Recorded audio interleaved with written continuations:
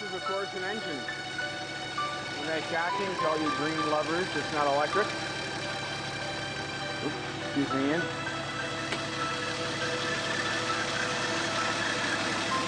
And when you have a truck like this, you have to say, yeah. So it's a 6-volt system. Chassis is positive.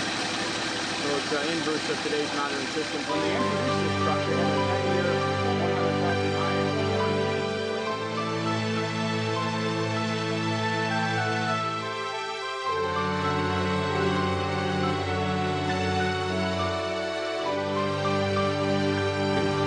What's your name? Oh. Uh-oh. Say the FPGA expert. Say the FPGA expert, Julia. Uh-huh.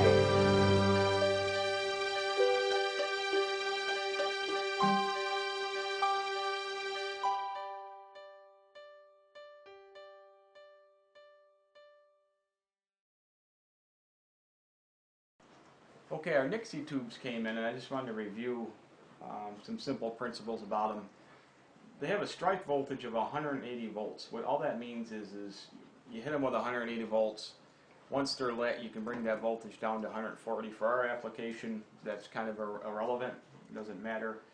This is the IN-12B Nixie tube. It's got 0 through 9, and they're filaments, and it's filled with like a neon gas in it, if I'm correct. I don't exactly remember. And basically, if I can get up here and show you, can you see it? I guess you can't. But if you could see it, there's an arrow. And that arrow is the anode. Okay, and that's going to be the positive voltage. And then it goes for this particular tube, going clockwise, we have, that's going to be digit 0, 9, 8, 7, 6, 5, 4, 3, 2, 1. Okay? And if we wanted to use the FPGA just to drive this, we could use NPN transistors to pull down the cathode. That's 10 wires for each digit. Instead, I went with this Nixie tube driver ICs. And they are a K155ND1. There's another name for them, 74 something, blah, blah, blah. The point is it's a BCD input, and it'll go ahead and drive the decimal output. 0, 1, 2, 3, etc. So to drive these, like I said, you need 180 volts. And this little thing here is a DC to DC step-up converter. I'll have the part data sheet on my website, but basically it takes 12 volts, steps it up to this particular board, 160 to 200 something volts. Potentiometer there allows you to adjust it. All I did was take this, hook up 12. Oh, you do need a 10K current limiting resistor. These things need 2 milliamps. They usually sync that. So 10K works out nicely since one filament's only going to be lit anyway. There you have that. So you got the 10K.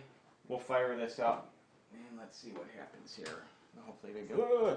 No, just joking. Whoop, that freaked me out. It's my scope coming on.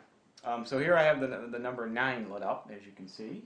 And if I grab my screwdriver and mess with the potentiometer, dim. See, we lost our voltage to maintain. Strike it. There you go, and get pretty bright. And I think you guys get the idea. They're very neat looking. They do get a little warm, not super hot.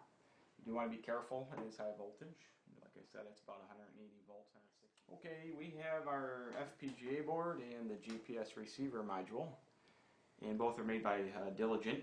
This is a Spartan 3E for the FPGA, and you can see it's got a whole bunch of bells and whistles. It's the BA SYS2 board.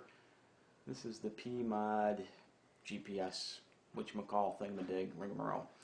It's got a battery slot for 3 volts, so you can have from a cold start, you'll lock much quicker, a few seconds instead of waiting a minute, 2 minutes to get a GPS signal. Let's fire this up. You'll see the LED here. It's flashing. That means there's no GPS fix.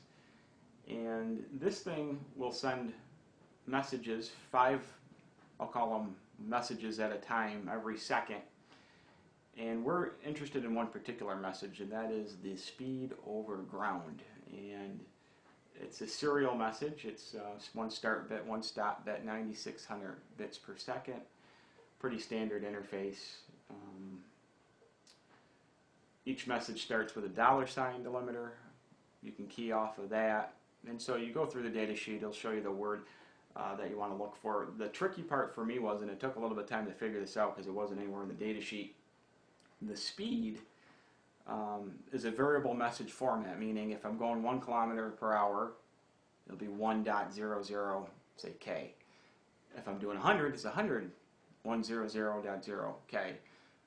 So make sure your code is able to pick up on the variableness of the message or you're going to get lost. Okay, so this is going to go ahead and feed this board. And this board right here, all you need is one signal. It's already got VCC and ground.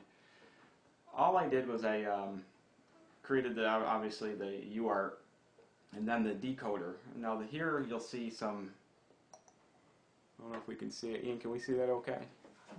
Yeah, that looks like it's coming in good. Okay, I'm going to hit reset and we'll see a 2447.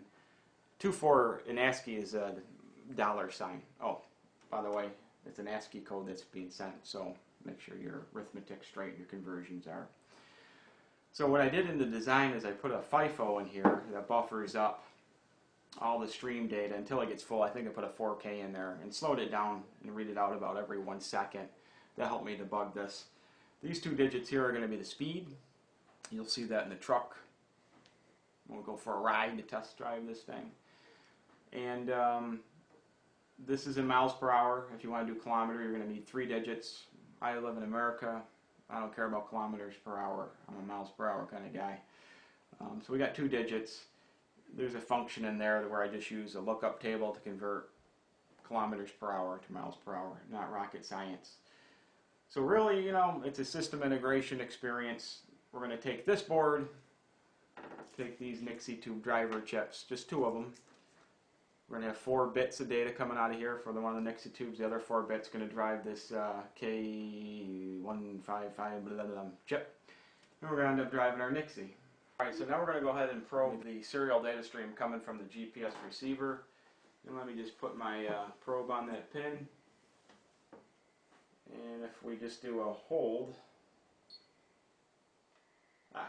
there it is. There's our start bit.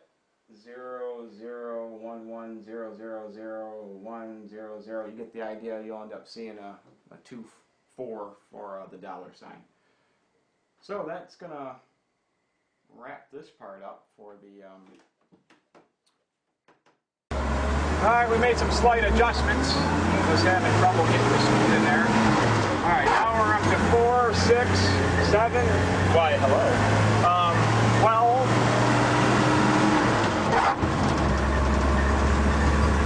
20.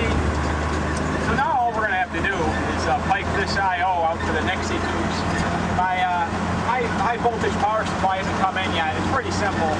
And just basically it's a DC-DC converter. I was too lazy to build one, so I bought one off eBay for like 12 bucks. And as soon as that comes in, we'll integrate the whole system, but it looks like we're performing pretty well. It says 39. And what does my speedometer say here? Can you get a shot on that? Yes. What's that say? Around 40. Alright, that's what that says. Look at that, we're not even fooling you. What do you think this is? College physics lab? Now I'm going to see if we get her up over 60. We're going to have to go on the other road to do that.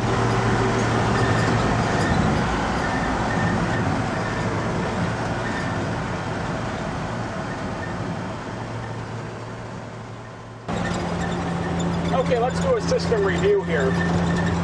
All we have here is 2 components that I bought from the Diligent Corporation, or LLC.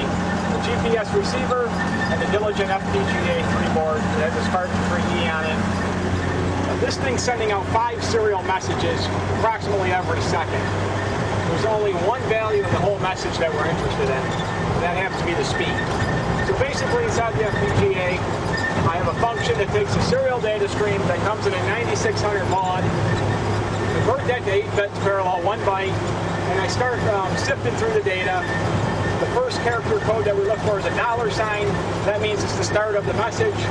And then I look for key other descriptors to find and peel off the speed.